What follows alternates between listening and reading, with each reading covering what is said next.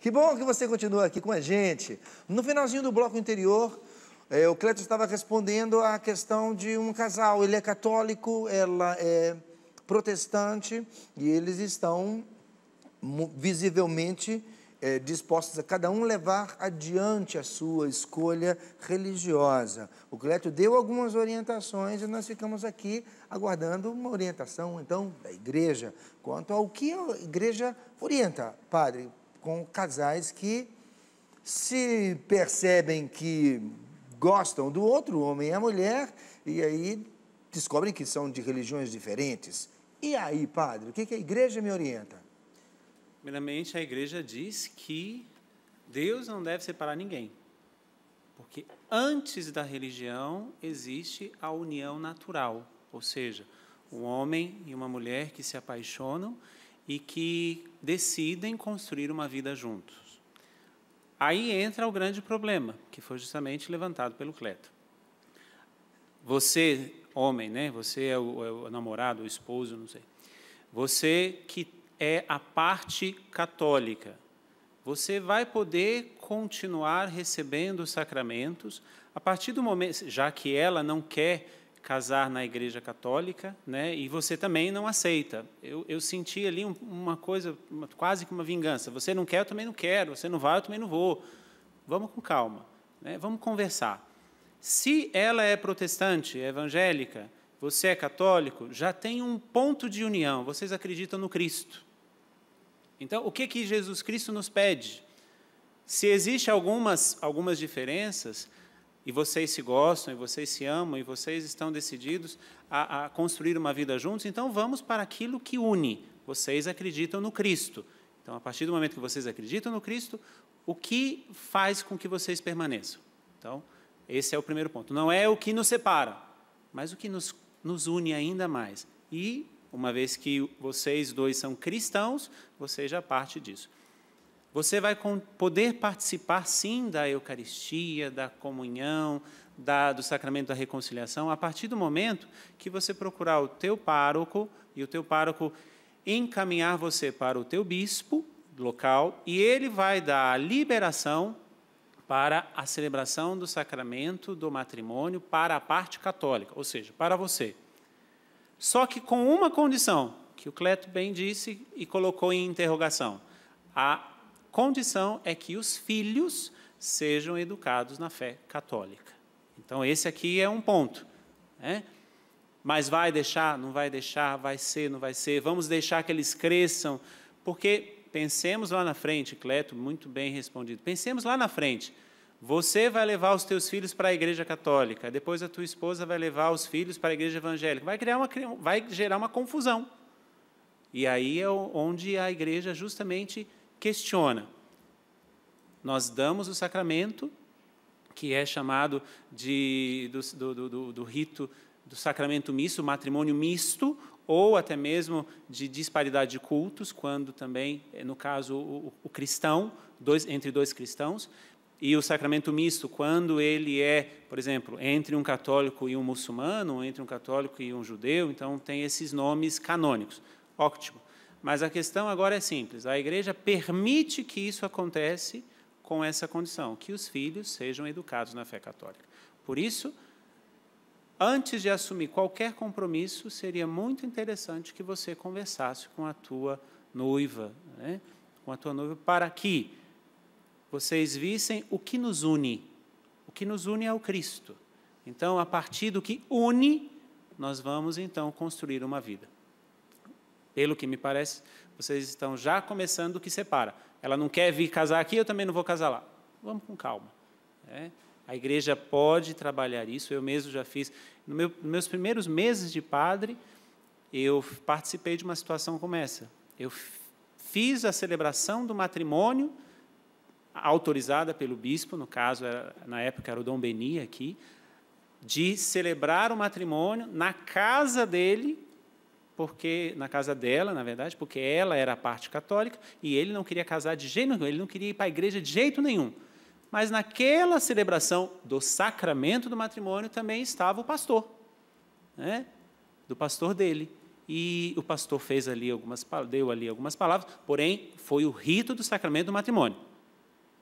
Então, isso é permitido, mas a partir de um diálogo entre vocês dois. Partam de um princípio. O que nos une? O que nos une é a fé em Jesus Cristo. Isso já está um grande caminho feito. Obrigado, padre. Quero saudar os amigos que chegaram aqui durante o programa. Gente do estado de São Paulo, de Itaguá, não é isso? É Itaquaquecetuba. Pertinho de Poá. Pertinho aqui da gente. E São Vicente também. E gente que veio de São Luís, no Maranhão. Cadê? Ali o casal querido. Muito obrigado pela presença. É o diácono. Ah, muito obrigado, diácono. Sua bênção. Obrigado pela presença. Uma pergunta para a Elaine, de uma senhora do Pará, que pede para não ser identificada. Tenho um filho adotivo de 18 anos que exige muitas coisas de nós. Ele sempre alega que nós o pegamos para criar e que não lhe damos o que quer. Ele parou até de estudar e não trabalha. Por favor, como ter uma palavra, um caminho certo para fazer entender que não há diferença entre ele e meus outros 2 filhos? Bom, a gente falava em algum momento aqui, né, de como as pessoas podem utilizar de vantagens ou de argumentos ou de chantagens.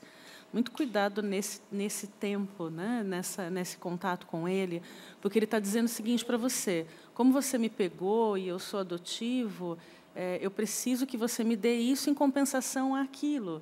Então, certamente não é o caminho. Mostrar isso a ele, colocá-lo numa igualdade de filhos com os demais é importante, e talvez até caiba aí algo de rever como você, seu marido, sua família, lidam com este filho, né? Que, de fato, na condição de adotado, não precisa e não requer algo especial. Talvez ele esteja vivendo um momento de crise, de confusão, até porque a idade de 18 anos, o jovem possa ter aí uma série de questões ligadas ao o que é a minha história, o que eu sou, né? Então, entenda que por trás desse pedido de coisas, de objetos, de uma condição mais favorável, do não quero trabalhar, o que está por trás disso? Qual é o pedido dele? Porque me parece que ele se preenche de coisas, né, de objetos, de desejos, que vão preenchendo um vazio. Às vezes, esse vazio pode estar nesse núcleo. Claro, também estou colocando de uma maneira muito geral, muito ampla, como um primeiro caminho para pensar, né? E de trazê-lo para a realidade, de que aos 18 anos ele precisa estar assumindo a responsabilidade da sua vida, que a condição de ser adotado também não faz com que ele seja diferente dos outros, porque senão parece que o mundo vai ter que tratá-lo diferente sempre, e isso é um baita no engano, né? E a gente não está ajudando a trazê-lo para a realidade, né? Então, primeiros passos aí. E, se necessário, inserir aí a ajuda, não só do aspecto, eu diria, da terapia individual, mas do aspecto da terapia familiar, do núcleo familiar, porque às vezes a família não está conseguindo lidar com essa situação. Obrigado, Elaine. Hoje, de uma maneira especial, durante as respostas da Elaine, ela nos indicou várias vezes respostas caminho. Eu achei muito bacana, muito bom isso. Eu vou te contar por quê. Conta então por quê, porque me chamou a atenção. Tá, eu vou te contar respostas caminho, porque eu não tenho uma resposta pronta por não conhecer outros detalhes da história de vida. Então, seria, vamos dizer assim, uma ilusão da minha parte dizer assim, olha, faça A, B e C, que vai acontecer D. Muito bom. Na verdade, é isso que, por exemplo, muitas literaturas ou muitos livros de autoajuda vêm, na verdade, ao encontro, a gente precisa ter cuidado, porque a mesma resposta pode não ajudar a todas as pessoas. Então, a pessoa fala, então eu vou fazer isso, desse jeito, e vai dar certo. Aí não dá. Ela fala, mas aí lá a psicóloga falou. Então, o que a psicóloga está dizendo são alguns caminhos para você começar a pensar. Pode ser que para a sua família sirva, para outra não. Como já aconteceu da gente dar respostas aqui, que a pessoa falou, nossa, você falou para uma família assim, assado, e eu usei isso para a minha, e para mim foi muito bom, né? Aí já teve coisas que a gente respondeu aqui, aí a pessoa foi levar para a família, olha, foi terrível. Então, assim, não dá para a gente dar, de fato, a resposta exata que vai resolver todos os problemas. Seria muito bom se a gente pudesse, né, Ricardo? Muito bom, obrigado por se expressar assim. E para mim me chamou a atenção justamente por causa da importância da descoberta de caminhos. Não é? A gente fica muito fixado em ter uma resposta. Eu quero uma solução para o meu problema. E aí a Elaine está aqui oferecendo caminhos. E a nossa sociedade, na verdade, ela é muito ansiosa por causa disso. Ela busca caminhos imediatos para problemas complexos, dos quais ela não quer parar, pensar, dialogar, como diz o Cleto. Todas as coisas que a gente fala aqui. Não, eu quero a solução fast food, rapidinha, que eu pego aqui e resolvo. E não tem. Né? Se houvesse, seria muito bom, a gente estaria aqui resolvido. Né? Obrigado, querida. Cleto, uma mulher que pede para não ser identificada pergunta: venho gostando de um homem casado e ele também gosta de mim. Ainda não tivemos nada, mas não sei o que fazer, pois o sentimento entre nós é forte. Cai fora. Cai fora. Ele é casado com uma outra mulher. Tem outra família em jogo. Tem uma outra família, deve ter filhos. E esse sentimento, essa troca de olhares, isso, se for alimentado, qual que é a tendência? A tendência é ele largar o lar dele mesmo, largar a esposa, largar os filhos e se unir a você. Só que hoje nós estamos vivendo algo que precisa ser pensado. Tem a realidade da segunda união? Tem. Até mesmo realidades bem fortalecidas, que estão seguindo aí em frente. Segunda união. Só que tem casos já de terceira união, quarta união, quinta união, sexta união. Vai unindo, vai separando, vai unindo, vai separando, vai unindo, separando. Então, a gente só pensa naquele momento do bem bom, mas você pode ser a próxima, que ele pode te abandonar também. Agora, voltemos para o ponto central. Ele é casado com uma outra mulher, tem uma família e filhos. Cai fora. Obrigado, Cleto. Padre Anderson, uma pessoa que pede para não ser identificada, nos fez a seguinte pergunta: filho adotivo de um casal homossexual pode ser batizado? Primeiramente, obrigado pela pergunta, porque são temas que hoje a igreja ela precisa começar a pensar. Nós não precisamos fazer nenhum tipo de comentário, mas basta vermos como que estão caminhando as coisas, até mesmo em nível jurídico. Primeiramente, é separar as coisas. Uma coisa é o casal homossexual, outra coisa é a criança. A graça do sacramento do matrimônio, do batismo é uma graça para todas as pessoas. Porém, o sacramento do batismo, ele vai dar uma graça para aquela criança de fazê-la filha de Deus, de receber a herança do reino dos céus, de ser alguém acolhida no seio da igreja. Então, todas essas coisas. Então, por trás do sacramento do matrimônio, existe todo o ensinamento de Jesus Cristo. A minha pergunta é só uma: essa criança vai ter ambiente favorável para que ela possa viver o sacramento do matrimônio? Do batismo, desculpe. Essa criança ela vai ter um ambiente para receber os ensinamentos, todos os recursos necessários para que ela possa viver como uma batizada, como uma criança batizada? Então, essa é uma pergunta que nós precisamos pensar, sim. Eu, particularmente, aqui falo da minha posição e não da posição da igreja, porque a igreja ainda não tem uma posição concreta, fechada dentro disso, mas eu falo da minha posição. A graça do sacramento do batismo, ela independe dos pais. A vivência vai depender dos pais. A vivência para aquela criança, os elementos, os recursos, o ambiente, vai depender do que ela já tem.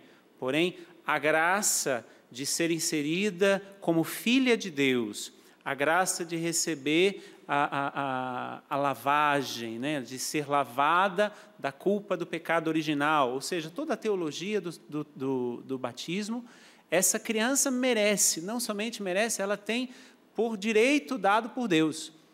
Mas aqui entra justamente um ponto de interrogação. Que ambiente essa criança terá para viver como batizada? Porque se já parte de uma união homossexual, essa criança não vai ter referências. Ela não vai ter as referências masculina ou feminina, dependendo do casal, se for um casal de homossexual de meninas, ou se for um casal homossexual homens, ela não vai faltar uma referência. Então, justamente, estas referências que a criança não vai ter. O que a igreja pode caminhar e pedir que esta criança, é isso que eu estou dizendo, não é ainda uma coisa fechada, não é ainda uma coisa dogmatizada, ainda não temos resposta para esses tipos de perguntas. Mas o que a igreja pode começar a dizer é que a criança pode ser batizada, sim, porém, que tenha muito próximo um casal de padrinho e madrinha. Aí, se esse casal de padrinho e madrinha, diante de Deus, diante do sacramento que aquela criança vai receber, se comprometer em ajudar aquela criança a viver o seu batismo, pode ser que aceite, sim, daquela criança ser batizada. Porém, essa criança já vai crescer não tendo alguns elementos necessários. E um elemento necessário é justamente o segmento da fé cristã. E o segmento da fé cristã não é a favor da união homossexual. A Igreja Católica não apoia essa união homossexual. Até mesmo a Congregação para a Doutrina da Fé tem um documento dizendo que a igreja tem, sim, interferir, inclusive naquilo que o Estado laico toma de decisões. A igreja não pode se calar em relação a isso, não. A igreja tem que dizer, isso é um documento da Sagrada Congregação para a Doutrina da Fé. Então, para aqueles que têm dúvida, busque no site do Vaticano o documento que fala sobre, justamente, as uniões homossexuais da Sagrada Doutrina, da Sagrada Congregação para a Doutrina da Fé. A igreja tem que interferir? Sim. Então, essa criança vai poder ser batizada? Vai poder ser batizada, porque a graça é para ela. Porém, fica aí várias e várias interrogações. Como que ela vai conseguir viver o sacramento do batismo? Obrigado, padre. Elaine, a Lisandra, através do e-mail, gostaria de saber se para o quadro de depressão necessariamente deve existir tristeza. E ela complementa perguntando se o estado de irritação constante pode ser um sinal depressivo ou é apenas um desgaste. Ok. Para a depressão, um dos marcadores para o diagnóstico é um quadro, sim, de tristeza, incluindo outros, tá? Tristeza, aquela que a gente sente quando a gente perde alguma coisa, ou quando está decepcionado, não. Uma tristeza persistente, que vai por 1 mês a 2 meses, e que vem acompanhado de outros sinais, como, por exemplo, a falta de interesse pelas coisas que usualmente você fazia. Essa irritabilidade que você cita também, Lisandra, ela é presente. Às vezes a pessoa começa a perder apetite ou ter muito apetite. A falta do autocuidado, então ela não tem mais vontade, por exemplo, de banho, de sair de casa, de fazer as coisas simples, a higiene pessoal mesmo, no dia a dia. Então, tudo isso faz parte do quadro, sim. E a irritação também. Só que você precisa ver por que isso está sendo motivado, né? Se a pessoa usa algum tipo de medicação que pode alterar o estado de humor, se ela tem algum outro problema de saúde associado, ou até um quadro depressivo motivado por uma perda ou por outras situações que podem estar ligadas aí. Então, esse conjunto faz parte do diagnóstico de depressão. Obrigado, querida. Cleto, a Bruna, através do Facebook, nos fez a seguinte pergunta. Preciso resolver um problema com meu marido, pois ele só vive nas redes sociais. Isso está nos afastando demais e eu não sei como proceder, pois quando chamo para conversar, só brigamos. Redes sociais. Diálogo. Eu vejo que tudo que é exagerado precisa entrar num equilíbrio. O exagero de ir muito à igreja, se envolver, se engajar e só viver as coisas da igreja, o exagero de amizades, só amigos, só amigos, só amigos. Quando se casa, já não pode se ter vida de solteiro. Tem que rever tudo isso. E as redes sociais, hoje, elas entraram de cheio dentro das residências.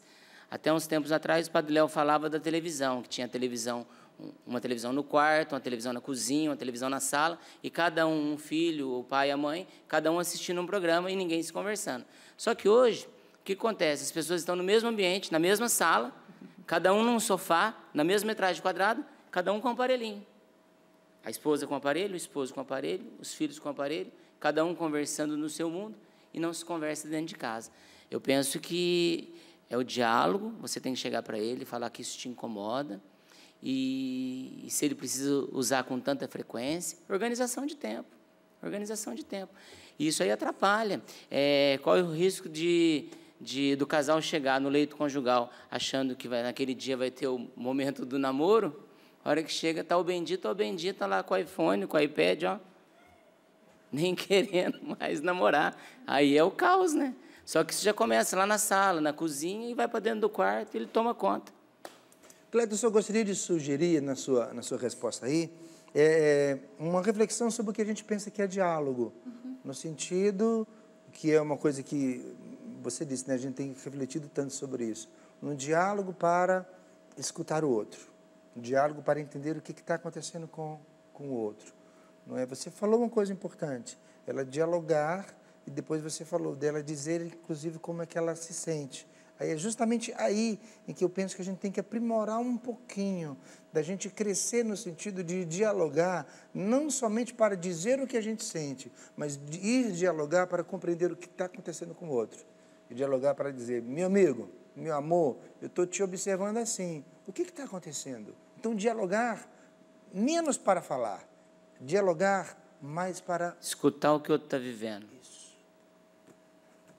Obrigado, Cletinho.